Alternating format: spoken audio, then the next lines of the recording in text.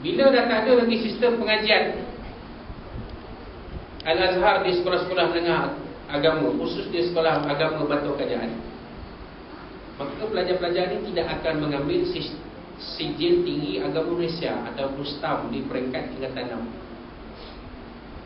6. Akhirnya kita akan lihat dalam jangka panjang pelajar-pelajar Malaysia akan kurang melanjutkan pelajaran di negara-negara Timur Tengah, ada juga di IPT tempatan, ya, Institut Pengajian Tinggi tempatan, IPTA tempatan dalam bidang pengajian Islam.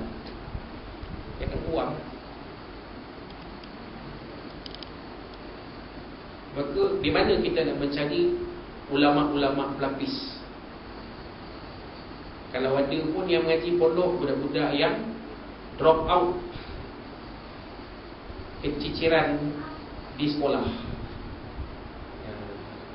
gagal dalam PT3, gagal dalam SPM, barulah mak ayah hantar sekolah pondok. Sebenarnya apa yang berlaku zaman penjajahan Inggeris dan pada awal-awal kemerdekaan berlaku balik sekarang. Orang tak pandang dah sekolah menengah agama. Kalau orang pandang orang nak guru atas sekolah menengah agama ni, tujuan dia bukan nak jadikan anak-anak dia ulama pun, nak jadikan anak dia sekolah cerdik dan pandai belajar sekolah. Itu dia. Tak ada pun nak jadikan anak dia seorang ulama ke, ustaz ke, hafiz Quran ke, tak ada. Kalau kita lihat macam Madhafiz di kawasan kita ni, cuba kita tengok, background setengah-setengahnya budak-budak yang mak ayah dia tengok belajar pun tak pandai, kau masuk tahfiz lah, buat apa kau pergi, kau masuk sekolah SMK biasa, jadi jahanam lagi dia.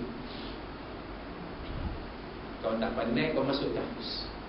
Inilah yang berlaku sekarang. Kalau yang top-top di UPSR 5A tak akan masuk ma'had tahfiz, tak akan masuk ma'had tahfiz. Hantar sekolah-sekolah elit, sekolah-sekolah berasma penuh yang besar-besar. Itu trend yang berlaku sekarang. Kita kena sedar, tuan-tuan. Kita kena sedar. Kita tak menyalahkan mana-mana pihak, tapi inilah trend yang sedang berlaku. Nanti nak cari orang yang alim dalam bidang agama ni susah. Nak cari imam pun nanti susah. Kita dah lihat di kawasan luar bandar macam kita. Nak cari imam ganti. Kalau di Korea kita ni muncullah masih ada Ustaz Rozali dan Imam Allahumma salli alaihi wasallam, Imam Zainuddin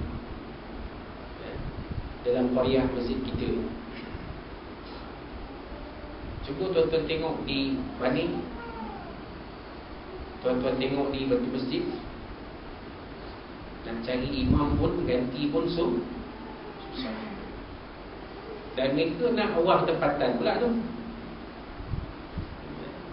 Macam saya sendiri pernah waktu bekerja di tempat lama tu, pernah bertemu dengan satu masjid yang ketiadaan imam. Baru imam belum ulama, imam masjid jadi imam.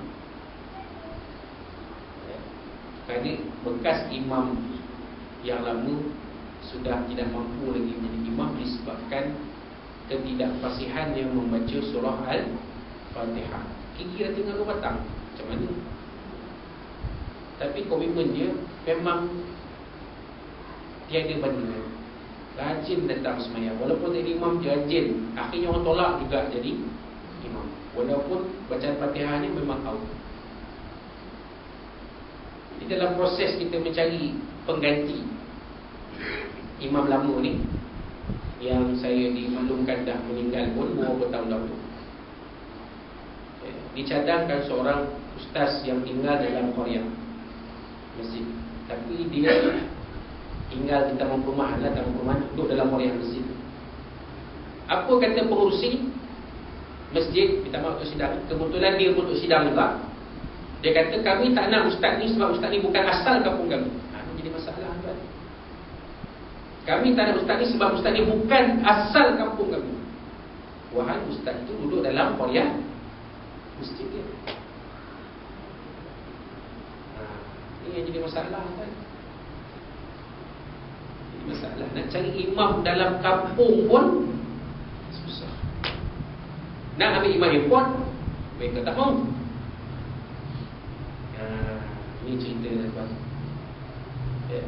Kenapa? Kerana kita melupakan pendidikan agama itu penting sebenarnya.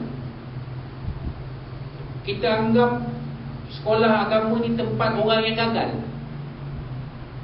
Kita anggap sekolah pondok ni tempat orang yang tak berjaya dalam pelajaran. Habislah. Habislah. Walaupun memang betul kita perlu meramaikan profesional dalam bidang profesional. Kita kena ramai. Kita orang boleh ketinggalan sebenarnya. Doktor pun tak ramai, lawyer pun tak ramai, jurutera pun tak ramai. Semua bidang profesional kita ketinggalan berbanding orang-orang bukan Melayu. Tetapi dalam bidang agama pun kita sebenarnya semakin ketinggalan juga. Ini kita perlu sedar. Ini yang ditakuti oleh pengarang kitab ini. Mereka banyak mengutamakan pengajian-pengajian di bidang urusan keduniaan yang dapat meraih keuntungan harta benda dunia. Inilah masyarakat, realiti masyarakat kita pada hari ini. Ya, betul.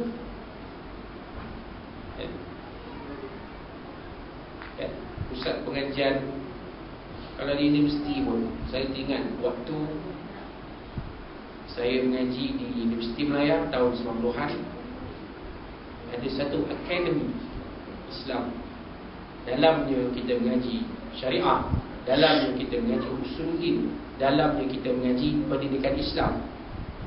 Dalam syariah itu sendiri ada banyak bahagian nanti, banyak jabatan. Ada yang belajar syariah undang-undang, ada yang belajar syariah ekonomi, ada yang belajar syariah politik, ada yang belajar syariah pengurusan, ada yang belajar syariah dan teknologi maklumat.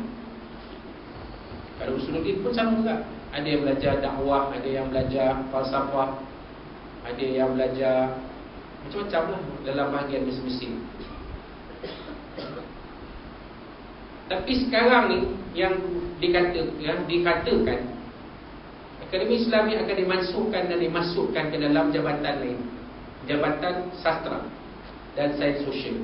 Dianggap agama itu sains sosial, sains kemasyarakatan, bukan satu bidang yang diangkat ke tahap yang tertinggi.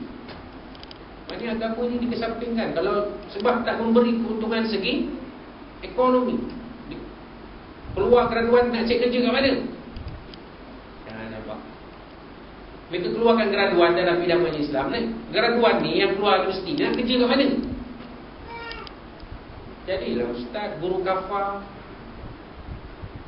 jadilah guru sekolah. Sedangkan berapa ribu masjid dalam Malaysia ni yang ketadusan imam-imam pelapis. Macam saya kata tadi lah, di masjid kita ni kalau tak ada lah Ustaz Rozani dengan Imam Zainuddin, apa jadi agak-agak? Imam pelapis tak ada ni. Kenapa tidak diambil mereka yang graduan pengajian Islam daripada Mesir, daripada Timur Tengah, daripada Malaysia, daripada Indonesia ni bekerja di masjid sebagai